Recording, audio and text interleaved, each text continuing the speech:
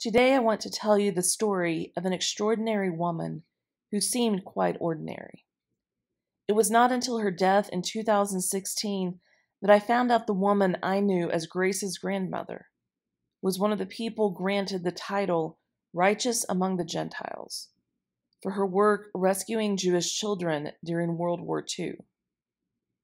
She had stopped lecturing for the most part at some point in her 70s, but upon her death, her obituary appeared in the New York Times. Here is part of that obituary. Marion Pritchard, a Gentile whose shock at watching Nazi soldiers storm a home for Jewish children in Amsterdam and load them into a truck for deportation, inspired her to enter a clandestine world of rescuing Jews, died on December 11th at her home in Washington. She was 96. In the spring of 1942, Miss Pritchard was a social work student who had been imbued by her father, a judge, with a strong sense of outrage about the injustices perpetrated against the Jews during the Nazi occupation of the Netherlands. One day, she recalled, as she was riding her bicycle to class, she saw Nazis at the children's home, picking up the kids by an arm or a leg or by the hair and throwing them into a truck. Well, I stopped my bike and looked, she said. Two other women coming down on the street got so furious they attacked the German soldiers, and they just picked the women up and threw them in the truck after the kids. I just stood there, she added. I'm one of those people who sat there and watched it happen. To save and shelter Jews, Miss Pritchard registered Jewish infants as her own children and found safe, non-Jewish homes for them. She helped feed Jews and get them ration cards. She secured false identification papers to help them avoid capture by the Nazis and found medical care for her children through a friendly pediatrician. Sometimes her role was simply to be one in a line of rescuers who handed Jewish children to someone else, who would then lead them out of danger. By her estimate, she helped rescue 150 Jews. She never discussed her activities with her parents or with her younger brother, fearing that saying anything would endanger them. Marion was educated in Amsterdam and England, where she attended boarding school and was active in the Girl Guides, a scouting organization. She graduated from the Amsterdam School of Social Work. One night in 1941, she was studying with a friend in a house in Amsterdam when she was arrested by Nazis in a roundup of others there who had been covertly distributing mimeographed broadsheets culled from BBC news reports. She was not part of the group, she said, but was imprisoned for about 6 months and tortured. Her best-known rescues started in late 1942. She was asked by a friend to hide Fred Pollock and his young children Erica, an infant, and her brothers Lex, 4, and Tom, 2. When she could not find a safe place, her friend persuaded his mother-in-law to let Miss Pritchard and the Pollocks move into the servants' quarters of her villa 15 miles outside Amsterdam. Jews in hiding, like the Pollocks, feared the Nazis' nighttime raids demanding their papers, so they developed a routine. If they felt in danger, most often by hearing the approach of the vehicle the Germans would arrive in, they would push aside the coffee table and rug in the living room, pull up the floorboards, and hide below in a pit. They practiced the drill often and can complete it in less than a minute. One night in late 1944, 3 Nazis and a Dutch collaborator who had been a police officer before the war came to the door. The Pollocks were in the pit. They didn't find the hiding place, Miss Pritchard recalled, but the Nazis had learned that if they didn't find the hiding place, if they came back an hour later, the Jew or Jews might have come out of the hiding place, and they could pick them up. The Dutch collaborator returned in about a half hour, entering through an unlocked door. The children were out of hiding because Erica had started crying. She had not been given sleeping powder, and her brothers had wanted to be out as well.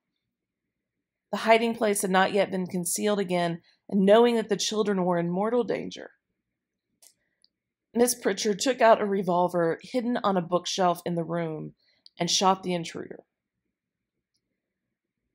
"I couldn't think of anything else to do but kill him," she said. There was a moment of great exhilaration. Thank God the kids were safe. A local undertaker buried the collaborator's body in the same coffin as another body, she said.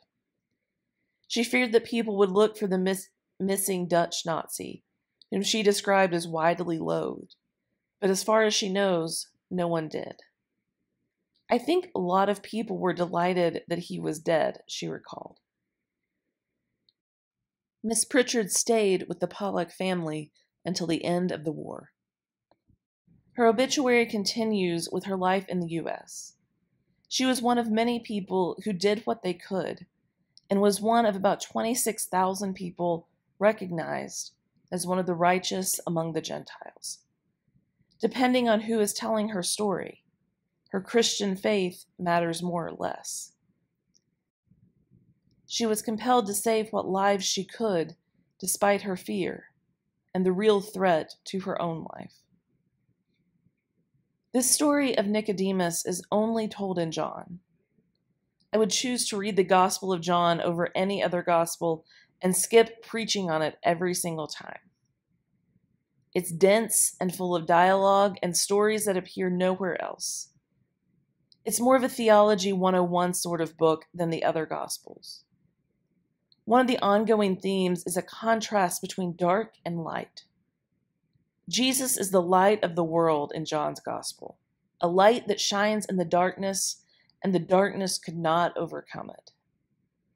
In the first 11 verses of the book, Jesus is called the light 12 times. When we get this story of someone coming at night, in the dark, it's a clue we might miss if we read only this story. Maybe we need a dramatic sound effect to help us out when we read. There was a Pharisee named Nicodemus, a Jewish leader. He came to Jesus at night.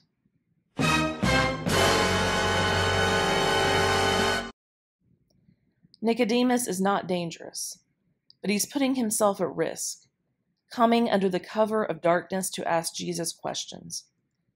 Presumably, the light shines more brightly in the darkness. What Jesus says about being born anew doesn't make much sense, and Nicodemus stumbles on the literal meaning. In both John's Gospel and the reading from Isaiah, we see that encountering God changes you. Whether it is a conversation like this one in the middle of the night, or a vision of seraphim bringing coals to your mouth, or even seeing a child taken and responding. An encounter with God changes you and pushes you to something else. We're not the born-again sort of Christians at Chalice. We don't expect a dramatic conversion for most of us. We don't expect a pivotal moment between Christian and not. In fact, most of us, not all of us, but most of us were raised Christian in some way or another. We weren't born again as much as born into the church. We have stories of Sunday schools and VBS and hours on uncomfortable pews. In both the call to Isaiah and Nicodemus, the call is not to radical conversion. It is to speech. That's what this teacher and prophet do a lot anyway. If we want to prod ourselves to discomfort, we might use the word testify. That word is mentioned in the book we're reading, Blessed Are the Crazy, to prod speech about difficult things like mental health. But I think it can also be used to talk about ordinary things that might actually be extraordinary. There are so many things that seem ordinary to us that we do because we are compelled by our faith. And I think for those of us born into the church, they seem that much more ordinary. But what if we chose to testify? I'm reminded of my own conversations with people who have never been part of a faith community. Consistently, the two things they find most shocking are things that most of us find pretty normal. One is visiting people in the hospital. I don't even remember where I met the person I was talking to the first time, but she was curious about what a pastor did. When I mentioned hospital visits, she was shocked. Like, someone is sick and you just go to the hospital? Like, to talk to them? She rephrased the question in a few ways just to make sure she was clear on the answer. When I told her that other people from church would visit too, she was that much more shocked. She had no idea that was a thing church people did. Some of you might be wondering what kind of a world people live in, that being visited in the hospital is shocking. The answer is a whole lot of people live in that world. What if we chose to testify? The second thing that gets attention that seems totally unwarranted to most of us is the care for poor neighbors, including the homeless and refugees. What is especially shocking is the inclusion of children in that care. Over the course of my career, I've taken adults and kids to do inner city cleanup. We shuttled the adults and teenagers over to the housing projects to clean up, and we left the elementary kids and some willing adults at another church to pack up hygiene kits to distribute later. I've taken people of all ages to pack food, the kind of food packs that get sent home in backpacks over the weekends. I've taken teenagers to the rescue mission as soon as they made it to the requisite 14 years old. And here, we've packed food bags for asylum seekers and taken kids out to leave water in the desert. We've made peanut butter and jelly sandwiches to go in lunch sacks. And there's no one of any age that doesn't show up occasionally to bring food for the people in I help. Any church worth its salt does not let its members forget about the neighbors in need. And they include everyone in helping meet those needs. I'm not saying it's always easy. There have been plenty of difficult conversations about all sorts of topics as a result of living out our call. That's one of the things that churches agree to do. And as much as church is never perfect, church people willingly call homeless people neighbors and friends. In the context of church, I've never met someone afraid of a homeless person. I've been asked by other people about how dangerous it might be to take people, and especially kids, into those sorts of situations, whatever those sorts of situations might be. It seems anything but dangerous when we all sit down to dinner together. What if we chose to testify? What if we chose to testify about the ways encountering God has changed our lives? What if we chose to testify about practices and actions that are a direct response to hearing the gospel?